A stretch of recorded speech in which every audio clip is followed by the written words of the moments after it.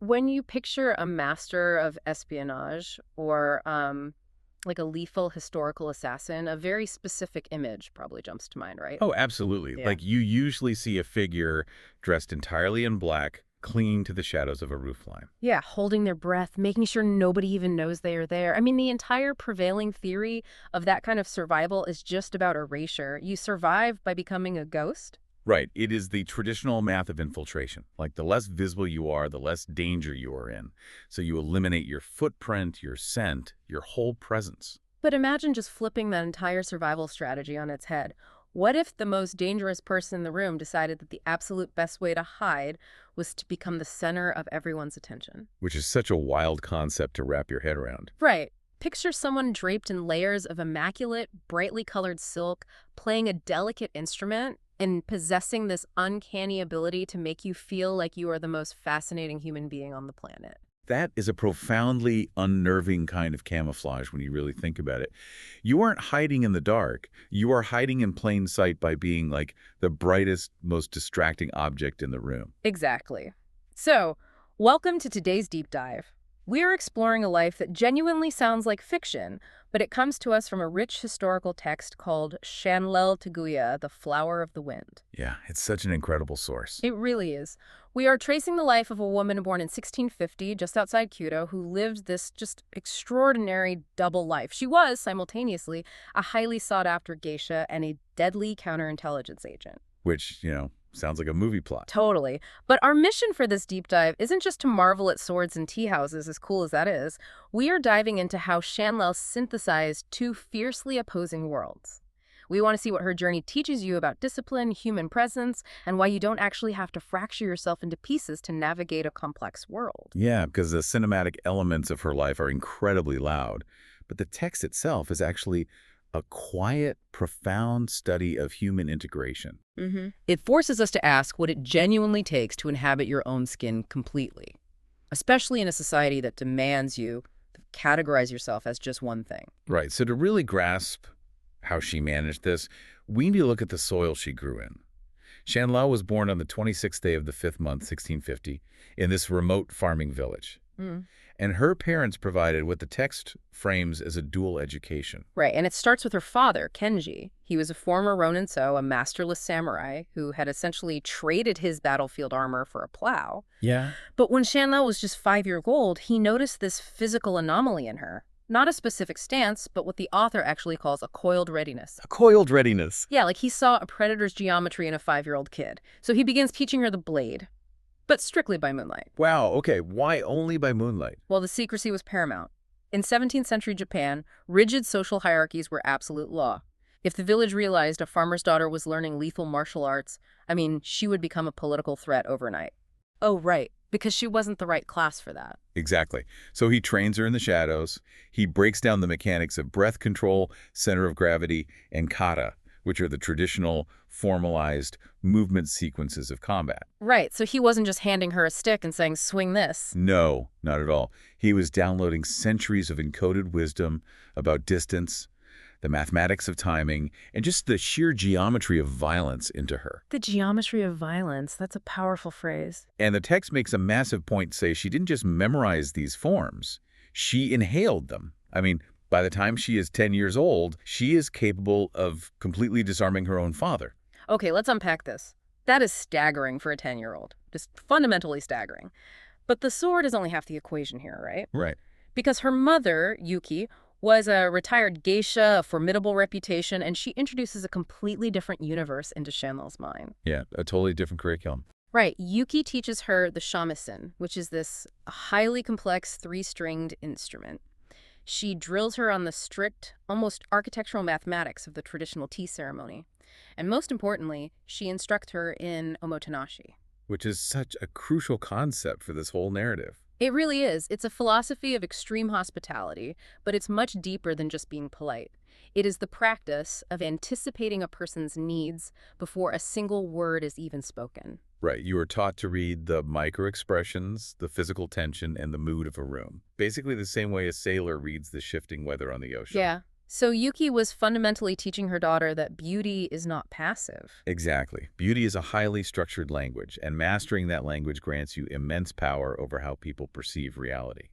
It wasn't a softer power than the sword, really. It was just a differently shaped mechanism of control. I just, the psychological whiplash of that childhood is hard to wrap my head around. If we translate this as something modern for you listening, it's like watching someone train to be a Navy SEAL and a classical ballet dancer at the exact same time. That is a great analogy. Right, because one discipline requires you to ruthlessly, calculatingly dismantle your opponent, while the other requires you to surrender to perfect emotional harmony. The mental toll of holding both the raw violence of the blade and the extreme delicacy of the fan in your head simultaneously, it just must have been exhausting. What's fascinating here is that you would expect it to fracture her psychology. Like you'd think it would tear her in two. Yeah, totally. But the text reveals that Shanlel didn't experience these educations as contradictory at all. She felt them as a unified wholeness. Oh, wow. How so? Well, if you strip away the outer aesthetics of what her mother taught, like the deep listening, the spatial awareness of a room, the precise pouring of tea, and you look at what her father taught, the management of distance, the anticipation of an opponent's strike, the underlying engine is exactly the same thing. Oh, I see. It comes down to absolute undivided attention. Completely. Both disciplines demand total inhabited presence. If your mind wanders while performing the tea ceremony, you break the spell. And if your mind wanders while parrying a lethal sword strike, well, you die. Right. The stakes are just slightly different. Slightly. But she wasn't building two separate personalities. She was one deeply rooted individual who just happened to possess twice the tools to interpret the world around her. That makes so much sense. But mastering those tools in the isolation of a quiet farming village is merely the incubator, right? Yeah. The real test arrives when a 16-year-old Shanlel is thrust directly into the high-stakes political theater of Kyoto. And the transition must have been overwhelming. Mid-17th century Kyoto wasn't just a bustling city. The text describes it as an idea of civilization. Wow. An idea of civilization. Yeah, it was the absolute cultural and political epicenter, a place where massive fortunes were made and lost on whispered rumors in the dark. So she enters the Jian district and apprentices as a maiko, which is a geisha in training under a notoriously strict woman named Okasan Fuyuko, and here is where we see her physical transformation happen. Right, the aesthetics of it all. Yeah, she learns the signature restrictive gliding walk of the maiko, where the feet never seem to leave the floor. All the momentum is generated purely from the hips and the spine. Which takes incredible core strength. Absolutely. And she masters the heavy, iconic white oshiroi makeup and the crimson bani painted on her lips. She essentially becomes an absolute master at making the lords and politicians in the room feel as though the entire universe has shrunk down to just their conversation. But the key is what she's doing beneath all that silk. She's actively keeping her father's world alive. Right. She manages to find a merchant who sells wooden practice swords or bokken quietly under the counter. Because, again, she can't just walk around with a weapon. Exactly. So before dawn, while the city is still shrouded in mist, she is up in the surrounding hills, running through her kata, keeping that lethal, coiled readiness perfectly tuned. And it was actually that hidden sharpness that made her so magnetic in the tea houses. The aristocrats and poets who hired her, they couldn't identify exactly what was different about her, but they sensed this vast, dangerous interior depth beneath the makeup. Yeah, they felt a gravity. Yes, and that gravity eventually catches the eye of a very observant and powerful daimyo, Lord Hiroshi Sakamoto. And Lord Sakamoto is in a really precarious position at this point, right? He's trying to balance his influence between two warring factions, the Murata and the Ishida clans. Very precarious. He needs an edge. Right. So he is watching Shanlel work a room one evening when a drunken nobleman becomes aggressively unpredictable. But instead of calling for guards or causing a massive scene, Shanlel neutralizes the threat using an incredibly subtle, perfectly timed physical shift. Which is basically her father's martial arts applied in a social setting. Exactly. She redirects the man's momentum and focus so smoothly that the nobleman literally believes he just lost his train of thought. That is just brilliant. And Sakamoto instantly recognizes the martial geometry behind that movement. He sees the warrior hiding behind the white powder, so he pulls her aside and recruits her to act as his unofficial spy and protector. He calls her his shadow in the flower arrangement. It is such a poetic title, but it's a highly, highly functional one. Okay, I am struggling to see the mechanical leap here, though. I mean, playing the shamisen beautifully and pouring tea with grace is an art form, but how does that actively translate into actionable counter-espionage against hardened, paranoid political rivals? Right, because you think of espionage as stealing documents in the dark. Yeah, these men are seasoned tacticians. They aren't going to just accidentally hand over state secrets because the music is nice. But they do.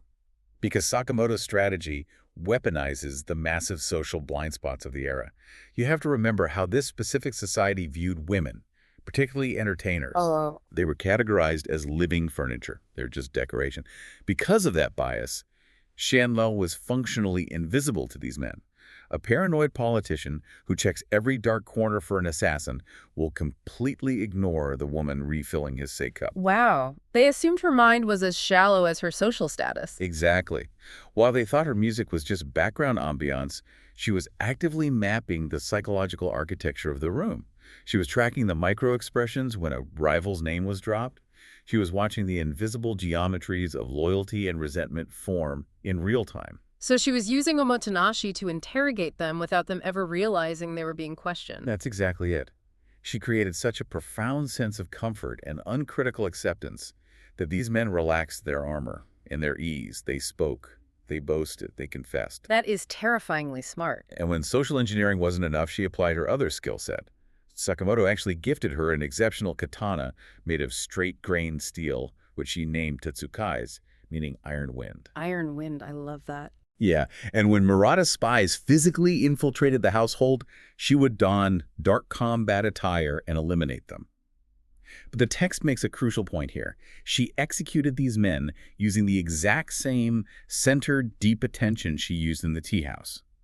The author writes that the way she used her sword felt less like violence than like accurate disagreement. Accurate disagreement. Wow.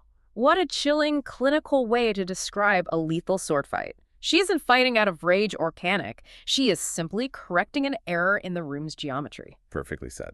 So at this point, Shanlel is thriving. She is fully realizing the potential of her dual agitation. But living a perfect double life requires an airtight emotional detachment.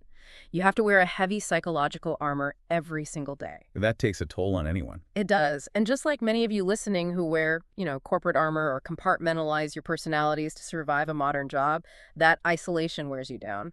That armor is finally pierced for Shanlel, but not by a rival clan's assassin. It is pierced by a quiet, steady presence in the household's garden. And this is where Lady Hanami enters the narrative. Yes, she is Lord Sakamoto's eldest daughter, named for the early spring cherry blossoms. She is deeply observant, spends her time writing private poetry, and tends to the estate's gardens with a nearly devotional patience. Right. She's not caught up in the political machinery the way her father is. Exactly. And when she and Shanlel cross paths, it isn't an explosion of dramatic fireworks. It begins with a shared, comfortable stillness. They start having these long, quiet conversations where they bypass the rigid, polite scripts of their society and ask each other genuine questions. The text beautifully observes that Hanami offered Shanlel the one thing she desperately needed, a place to exist without managing her hardness. Oh, that's a beautiful way to put it. Because when you live as a warrior and a spy, your entire reality is threat assessment. You are constantly braced for impact. Hanami provided a sanctuary where Shanlel could temporarily set that heavy psychological armor down. And in return, Shanlel gave Hanami the experience of being truly seen, of not feeling isolated inside the gilded cage of her noble status. So they fell deeply in love, and they did so knowing exactly how dangerous it was. And the danger was absolute. I mean, the rival Murata clan's intelligence network eventually uncovers this secret. Because there are no real secrets in Kyoto. Right. They send an anonymous letter to Lord Sakamoto, leveraging pure blackmail. If the relationship is exposed, it will completely destroy Sakamoto's fragile political alliances and permanently ruin Hanami's marriage prospects. Which would have been devastating for the family. Total ruin. So Sakamoto retreats to do the cold, pragmatic math of Edo period politics. He concludes that he will never yield to blackmail, but to neutralize the threat, the source of vulnerability, which is Shanlel, must be removed. But the Murata clan doesn't actually wait for his political maneuvering, do they? No, they don't. They want to fracture the household violently. In the middle of the night, 40 armed men breach the compound walls, moving directly toward Lady Hanami's quarters. But Chanel is already awake. The text notes she felt the texture of the silence change in the hallways. The texture of the silence. Yeah, and this leads to what is arguably the most cinematic yet mechanically fascinating moment in the entire text. Here's where it gets really interesting. The attack happens so fast, she doesn't have time to change into her dark combat gear. She has to face 40 trained killers while wearing her full, heavy silk geisha robes. It is the ultimate literal collision of her two lives. It is. And the text explains exactly how she survived this, which is just incredible. She couldn't leap, she couldn't kick, and her peripheral vision was partially blocked by her intricate hair ornaments. Right. The outfit is designed to restrict movement, not aid it. Exactly. The heavy, layered silk of her kimono restricted her legs entirely, so she weaponizes the restrictions. She weaponizes them. Yes. She relies entirely on that gliding suriashi footwork she perfected as a Maiko, dropping her center of gravity low and sliding beneath the guards of her attackers. She refuses to fight them in the open courtyard. Instead, she uses the architectural bottlenecks of the wooden corridors, forcing the 40 men to fight her one-on-one in narrow spaces. She turns her restrictive clothing into a grounding force, moving like a ghost through the hallways, neutralizing the threat and saving Hanami. That is unreal. But she takes severe, life-threatening wounds in the process. If we connect this to the bigger picture, the brutal irony of that night is staggering when you analyze it. The love Chanel had for Hanami was the only thing that tethered her to her humanity. It was the only reason she ever set her weapons down. Yet that exact human connection became the precise vulnerability her enemies exploited to destroy her life there. It is devastating, and the aftermath is just as harsh. Sakamoto visits her quarters before dawn while she is bleeding, and the text emphasizes that Sakamoto was not a villain here. He was a pragmatist trapped between crushing political forces. Right, he had to make the hard choice. Yeah, he thanks her for saving his daughter's life, acknowledges the massive sacrifice she made, and then formally exiles her. He banishes her to the northern mountains to protect his family's reputation, and he expressly forbids her from saying a single word of goodbye to Hanami. It is the harsh reality of their era. But the author makes a very specific philosophical point here that we shouldn't miss. What's that? Chanel accepted the decree without fighting it. She had entered the relationship with open eyes, knowing the risks. The text notes that losing the game does not mean the choice to play it was wrong. She understood the shape of that kind of ending. Wow. So, severely wounded and completely isolated, Chanel begins a brutal 3-day climb into the harsh wilderness of the northern mountains, carrying absolutely nothing but her sword. At this point, you would expect her narrative to become a tragedy. Yeah, this is the exact origin story of a bitter, vengeful hermit who lets betrayal harden her heart permanently. Right. It is the easiest, most justified reaction. When society strips away everything you love, the natural human impulse is to turn your back on society entirely. But she refuses to let the isolation break her. She discovers the rotting remains of an abandoned woodcutter's shelter and begins rebuilding it with her own hands. As her physical wounds slowly knit back together, she returns to her foundations. She goes back to the basics. Exactly. She practices her sword kata in the morning frost. She sits in meditation as the sun sets. And slowly, over months, the profound silence of the mountain stops feeling like a deprivation and begins to feel like clarity.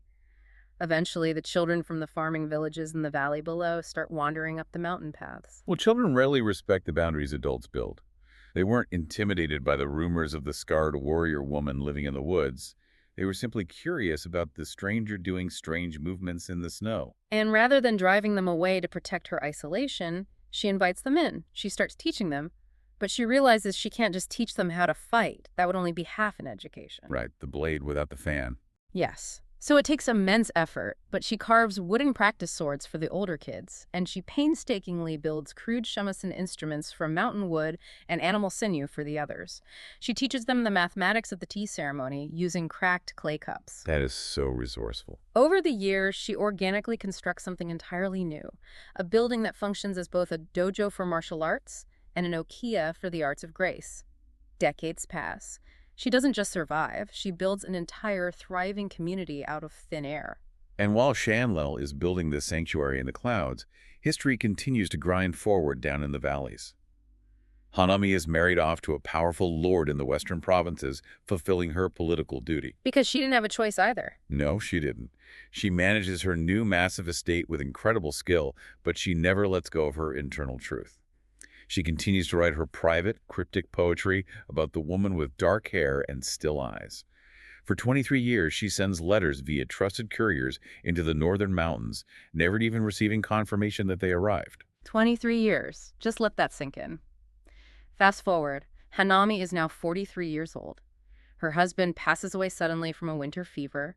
She efficiently settles the estate, ensures the succession, and then, for the first time in her entire life, she is completely unburdened by political duty. She's finally free. She is accountable to no one. She spends an entire winter in isolation, just sitting with the silence, evaluating what she genuinely wants from the remainder of her life. When the spring thaw arrives, she packs a small bag and begins the long journey up the mountain. And the scene of their reunion is one of the most masterful, restrained pieces of writing in the entire historical text. It really is. It lacks all the melodrama you might expect from a movie version of this. Hanami walks through the wooden gates of the compound. Shanlel is standing across the sweeping dirt of the practice yard. They're both older now. Shanlel's hair is heavily streaked with gray, her face lined from the mountain wind. The students training in the yard actually sense the massive shift in the atmosphere and lower their weapons. Yeah, and the two women just look at each other across the distance. There is no weeping, no desperate embrace. It is a profound, anchored recognition of two people who have finally arrived. Hanami simply says, "I came," and Shanlel replies, "I know." It is a beautiful testament to their maturity. Yeah. They had both suffered, but they had learned that time is not the enemy. They had completely stopped fighting the reality of the present moment. So Hanami unpacks her bags and stays.